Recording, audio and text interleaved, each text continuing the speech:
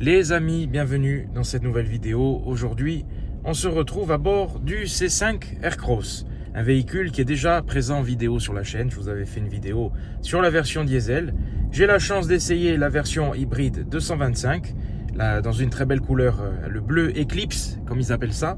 Et j'avais envie de vous parler un petit peu de Citroën, voilà, un petit vlog tranquille pour vous parler de Citroën et de DS, parce que j'ai eu la chance d'essayer il y a 24 heures, enfin de réessayer une énième fois avec plaisir, toujours un plaisir de l'utiliser, la DS4, et j'ai troqué la DS4 contre ce... Attendez, je vais me garer, ce sera mieux. Le C5 Aircross est garé, on se retrouve dans ce cadre champêtre, très agréable, il fait très bon, il y a de l'eau qui coule, vous inquiétez pas, il y a un petit ruisseau, je ne suis pas en train de faire pipi. Je vous fais un petit tour quand même du cadre. C'est magnifique pour ce mois de mars d'avoir une belle journée comme ça, avec ce C5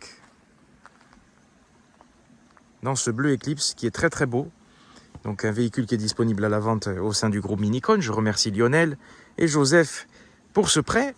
Donc en version hybride rechargeable 225 chevaux, donc avec le PureTech 180 chevaux et le reste en électrique. On reste en traction. Un véhicule qui diffère vraiment de DS, et j'avais envie de vous parler de ça parce que, comme je vous dis, j'avais la DS4 et quand je suis monté à bord de ce C5, je me suis dit, ah oui, quand même, le niveau de confort est vraiment incroyable et la nuance, j'ai ressenti en fait la nuance, c'est incroyable à quel point c'est encore plus confortable. Et il y a vraiment des différences dans la gamme. Alors, je ne vais pas comparer la DS4 et le C5, ce n'est pas la question. Je vais vous faire un petit tour de la voiture. Je ne vais pas vous détailler les choses parce que la vidéo d'essai est déjà disponible. Un véhicule qui mesure 4,50 m, une garde au sol très élevée.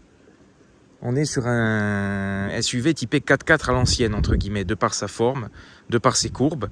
Alors, un jour, je le comparerai, pourquoi pas, à un DS7 Crossback. Les deux n'ont rien à voir.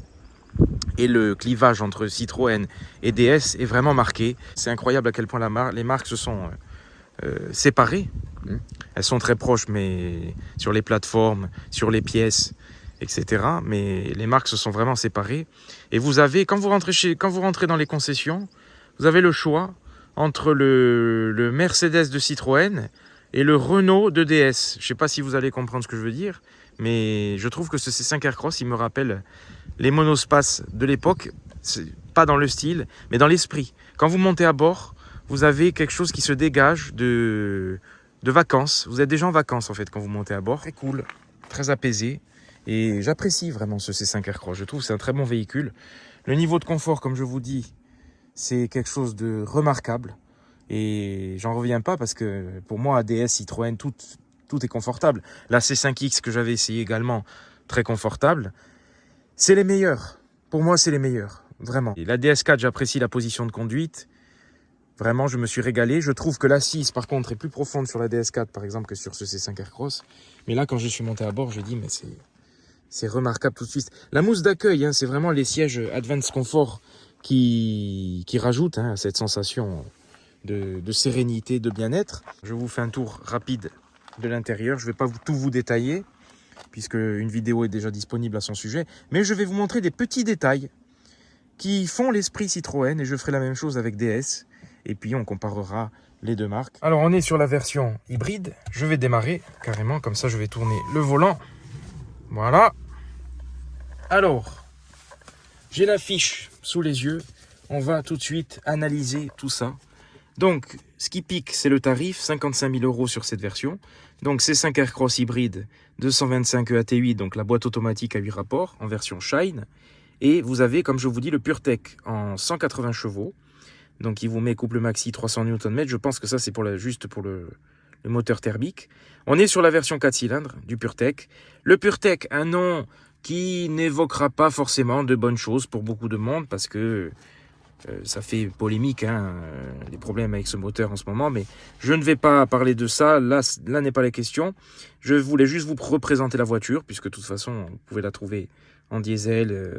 Voilà, moi je trouve que de toute façon, le diesel reste un très bon choix chez Stellantis. Bon, notez les suspensions Advanced Comfort, donc quand vous changez de mode de conduite, ça change la dureté des suspensions. Alors c'est dommage, parce que vous avez le bouton qui est là, qui est très bien placé.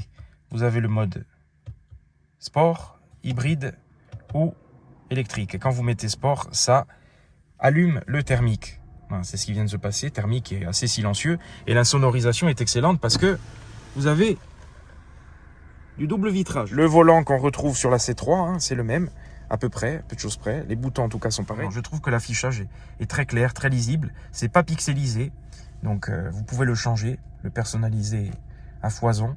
Je vous détaille pas tout, comme je vous dis, j'ai fait une vidéo à son sujet.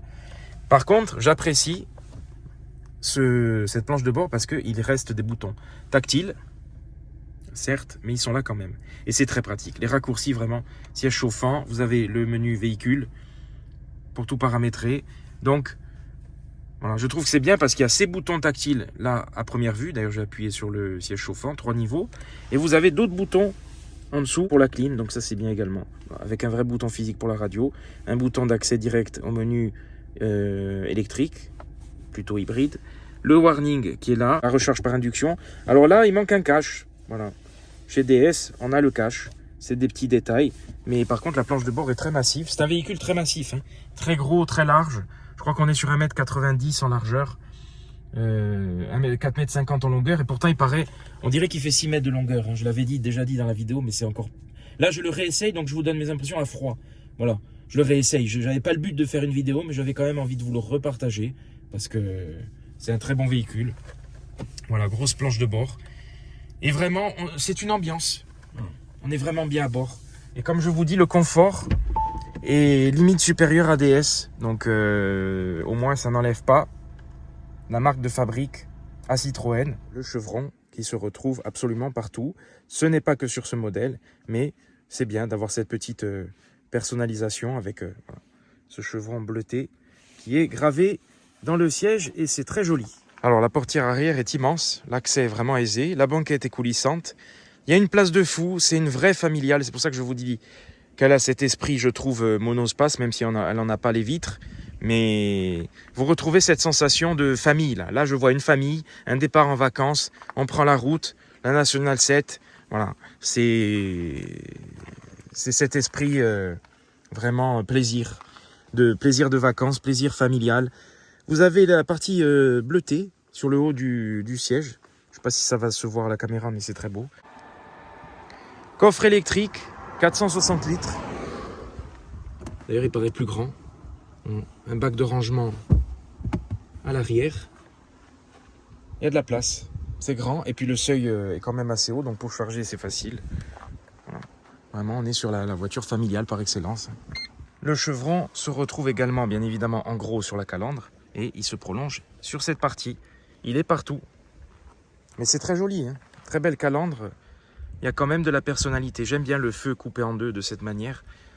C'est pas mal. Et quand je vous dis qu'il est partout, il se retrouve également ici, sur la partie basse.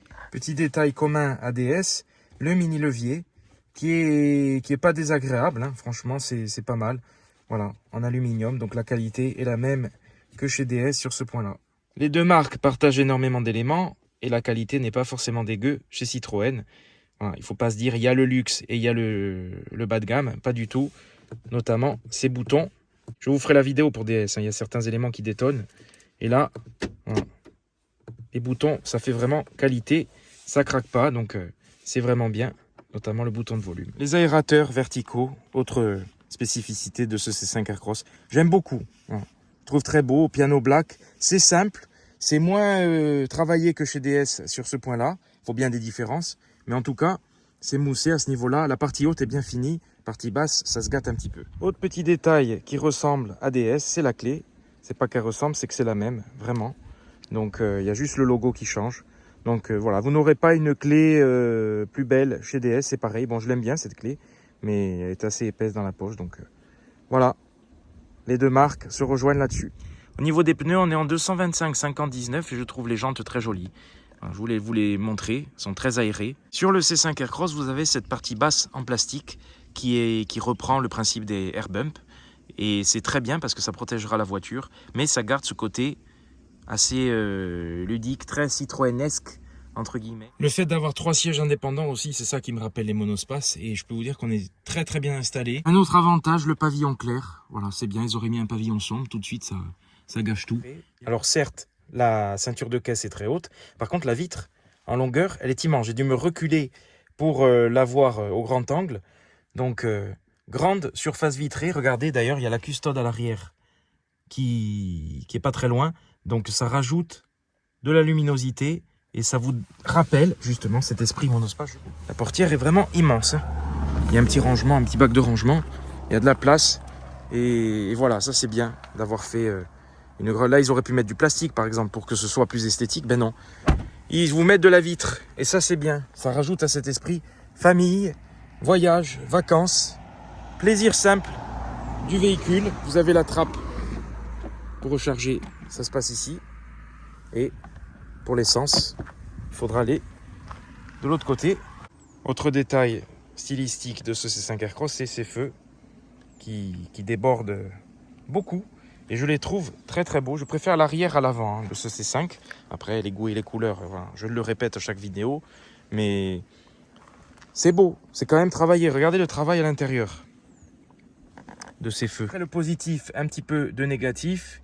Malheureusement, cette partie, je n'avais pas remarqué. C'est en ouvrant la portière que j'ai remarqué ça. Regardez le décalage du plastique. On dirait que c'est mal clipsé. Parce que cet élément est bien intégré. Et ça, c'est rajouté par-dessus. Mais là, par contre, là, ça fait cheap. Voilà. Là, c'est dommage. Là, ça gâche tout. Non, bon, c'est pas grave, mais c'est là, quoi. Quand vous le voyez, vous voyez plus que ça, quoi. Vraiment, l'alignement du plastique, pas top. C'est dommage. Il y a un petit rangement en dessous. Cette partie, je sais pas si ça peut s'arranger. Ah, ça peut peut-être s'arranger. Ah ben, ça tient pas. Bon, je vais aller chercher la glu. Alors voilà, le PureTech. 4 cylindres, 1,6 litre, 180 chevaux. On va pas parler je ne vais pas vous parler du PureTech, je ne dis rien. Point négatif, pas de vérin, le capot pèse 1 tonne. Voilà. Là, ça sent l'économie. Alors, je ne sais pas si vous allez voir grand chose, mais je voulais vous parler de la caméra de recul. Autre point négatif, la caméra de recul est dégueulasse. Voilà, je ne sais pas si vous allez voir quelque chose. C'est pixelisé, ça fait vraiment bas de gamme.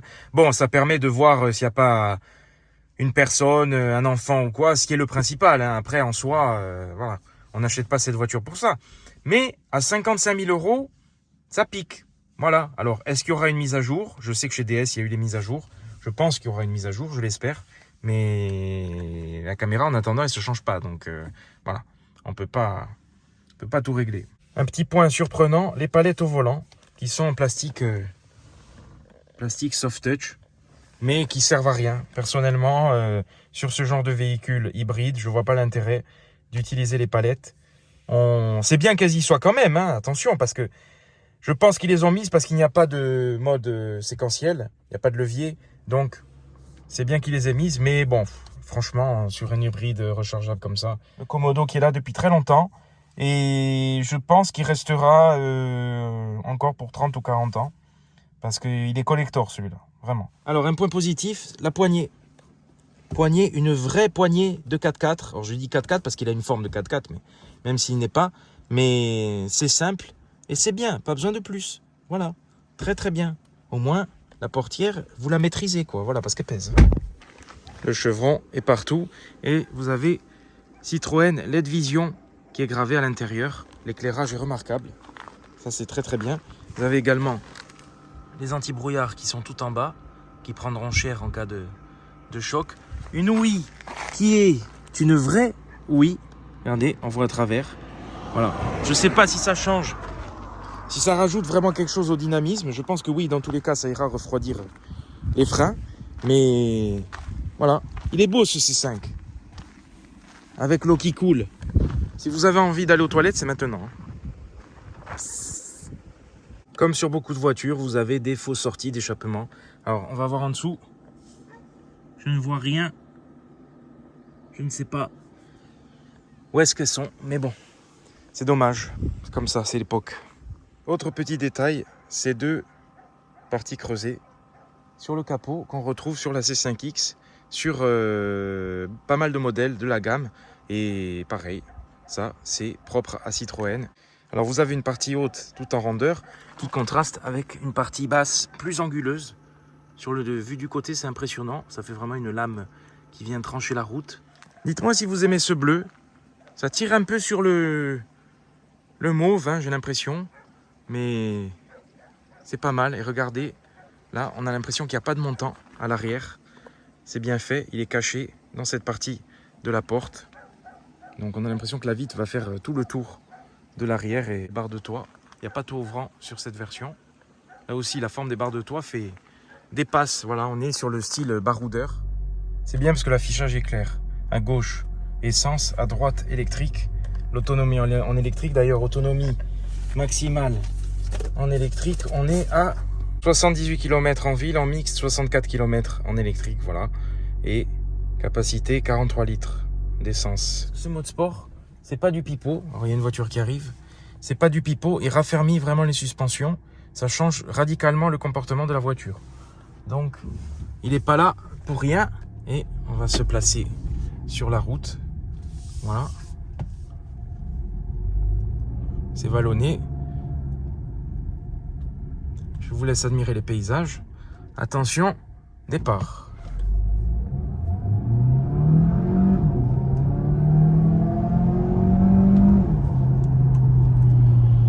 Alors, la sonorité n'est pas très flatteuse avec ce PureTech. Hein, on l'apprécie, j'apprécie en électrique hein, également. Hein. Ça n'enlève pas ce que j'en pense, mais il est très agréable. Hein. La gestion de l'hybride se fait bien. Il y a un temps de latence quand vous appuyez sur la pédale à fond. Donc, on n'est pas sur une sportive. Après, par contre, niveau performance, pour doubler, c'est une voiture sécuritaire parce qu'elle a de la ressource, donc 225 chevaux en cumulé. Et les suspensions fermes, au niveau du comportement, ça chaloupe un peu, mais c'est pas désagréable. Il y a un petit peu de dynamisme. Après, le DS7 en version e-Tense, là on est sur autre chose, quoi, vraiment. Au niveau comportement, je parle. Hein. J'aurais préféré un mode où on peut gérer les suspensions de manière indépendante. C'est dommage que tout soit groupé via ces trois modes. Par contre, la sonorisation est remarquable, le confort est remarquable. Vraiment... il a des atouts ce C5 Aircross. Après, quels sont les clients de ce genre de voiture? Que choisir entre DS et Citroën? Parce que les prix au final sont quand même similaires. Hein. Là, on est quand même sur une version à 55 000 € pour avoir de l'hybride. Donc bon, moi, vous savez ce que j'en pense. Moi, si c'était moi, je le prends en diesel. Lui, il est gentil. En Duster, il s'arrête. Voilà, il me laisse passer. Et il a un beau Duster. Très beau le Duster aussi. Hein. Franchement... c'est dingue comme ils l'ont amélioré. Quand vous prenez le premier Duster et le Duster actuel. J'aime bien aussi les aides qui sont assez discrètes. Ça bip pas tout le temps. Donc, c'est une bonne familiale, vraiment. Après, à 55 000 €, est-ce que vous prenez un C5 Aircross? Est-ce que vous prenez un DS7 Crossback? Vous savez que je suis fan du DS7 ou pas. Hein. Ceux qui me suivent le sauront peut-être. Je l'ai eu, le DS7, fut un temps. Et j'ai adoré. J'ai adoré ce véhicule en diesel, je l'avais. Le freinage, oui, la pédale de frein, il faut l'enfoncer au max, il y a une course de fou. Donc, pour freiner, il faut y aller. Vous avez l'impression que les freins sont légers.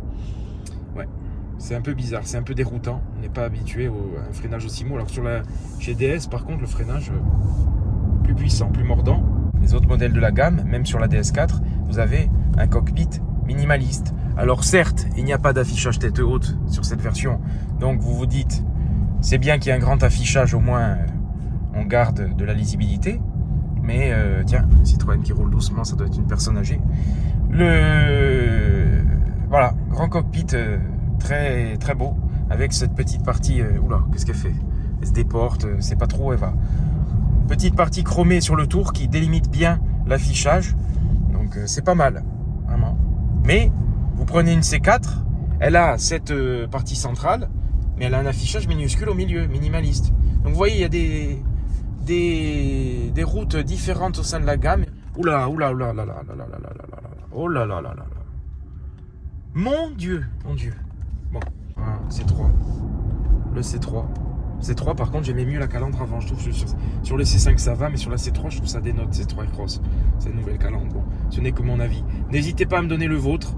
Sur DS, sur Citroën, si vous préférez Citroën ou DS, je vous ferai, je vous refilmerai une DS avec les petits détails, parce que par contre DS, il y a vraiment un travail remarquable sur les petits détails, Là, on est dans quelque chose de plus simple. La C5X a encore plus de personnalité. J'aime beaucoup cette console centrale haute. Et point positif pour les rangements. Vous avez le chargeur par induction. Là, vous avez un grand rangement. Ça tombe sous la main, c'est ça qui est bien. Et là, vous avez un bac, par contre, c'est une boîte de nuit. Hein, c'est immense. Vraiment. Hein. Positif, pour ce C5 Aircross, vous avez un bouton pour désactiver le maintien dans la voie. Donc, c'est vraiment très très bien. Et le bouton pour la trappe à essence avec un range-carte en dessous. Je ne sais pas si vous allez voir grand chose, mais c'est bouché, tout bouché. Voilà. Ajaccio dans toute sa splendeur. Comme d'habitude, les bouchons. C'est pour ça que c'est bien d'avoir de l'hybride. Parce que c'est reposant dans les bouchons avec cette boîte auto EAT8. Alors voilà l'ambiance lumineuse de nuit à bord de ce C5 Aircross. Donc beaucoup de lumière procurée par les écrans. Le cockpit bleuté. Il fait pas totalement nuit, mais ça commence à bien tomber. L'éclairage LED, vraiment très très bien. Voilà, qui vient de passer en feu de route. C'est un éclairage puissant. Et il y a l'éclairage dans les porte-gobelets. Voilà. Cerclage en blanc. Les boutons. Une petite lumière là. Sinon, il n'y a pas d'ambiance lumineuse. Pas comme... il y a un peu de lumière, oui, dans les poignées bleutées, mais c'est tout. C'est pas comme chez DS, mais là vous n'allez pas voir cette petite lumière. Mais c'est pas comme chez DS où c'est très bling bling, on va dire. Voilà. Là c'est plus sobre.